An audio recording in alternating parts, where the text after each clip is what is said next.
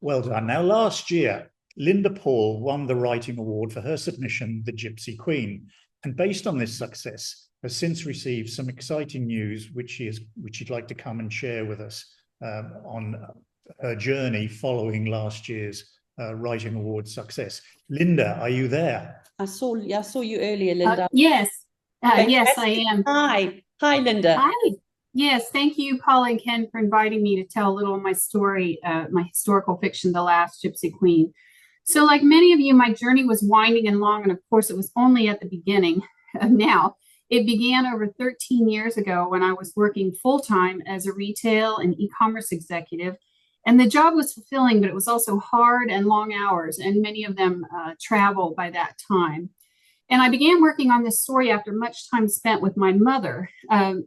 From as long as I could remember, she'd tell stories of herself growing up at Buckeye Lake, only a small village in central Ohio. And as a child, she'd worked summers at the park along with her brother, and even her mother worked as a cook in a restaurant.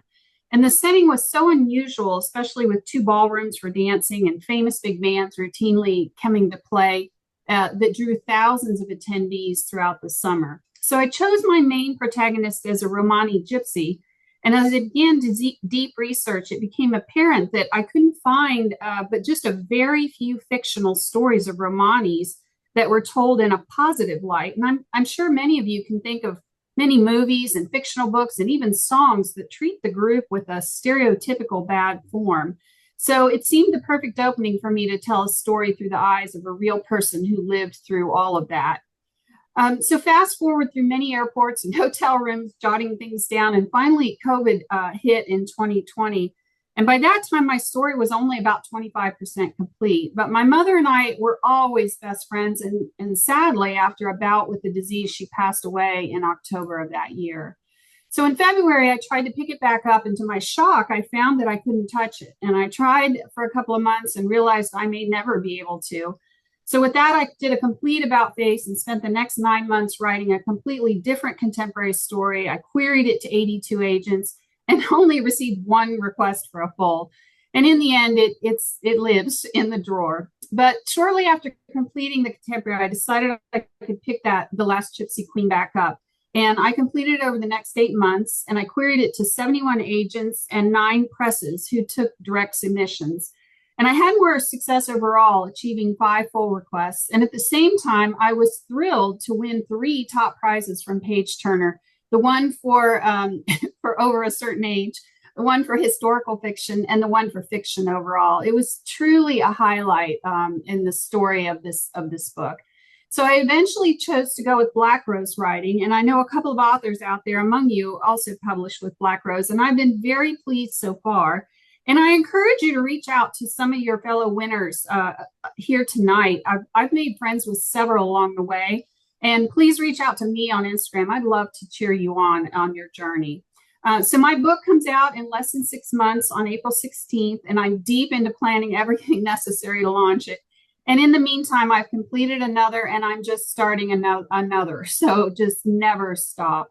So I want to say congratulations to each and every one of you. It's such a validation to have your work singled out for an award, and you should feel very proud of your accomplishment. And thank you to Ken, Paula, and Kent for presenting the opportunities to all of us. Thank you so much, Linda. That's a fantastic story. We really love to hear that once you've, all of your writers, once you've won something and you've even if you've only been shortlisted or finalist or long list, so many writers can actually continue with their career and actually sometimes very often Page Turner Awards, winning an award can kickstart your career. So it's lovely to hear those stories. So thank you, Linda, for coming along and sharing that great story. And Linda's story is a great story of perseverance. The number of people she contacted to try and get some traction. And finally, she did it. And you have to be congratulated, Linda, on your resilience and sticking with it. Determination. And we're very pleased that we could be a very small part of that in giving you a little bit of liftoff. And we hope it continues. We hope it gets bigger. We hope to see you back in the Page Turner Awards. With your next book. Oh, you will. Good. In whatever category, whether it's for that certain age thing that, Or not. or not, yeah.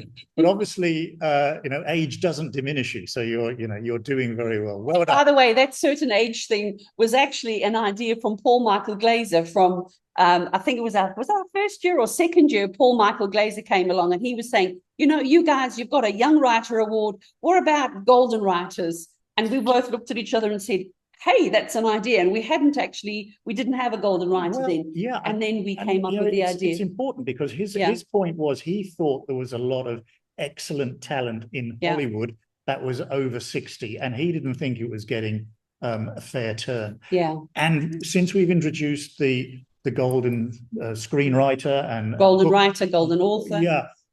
They walk away with some of the biggest prizes. So Yeah. it goes to show that age is no barrier, and there's a lot of talent out there at whatever age. We've seen some of our young writers and young screenwriters.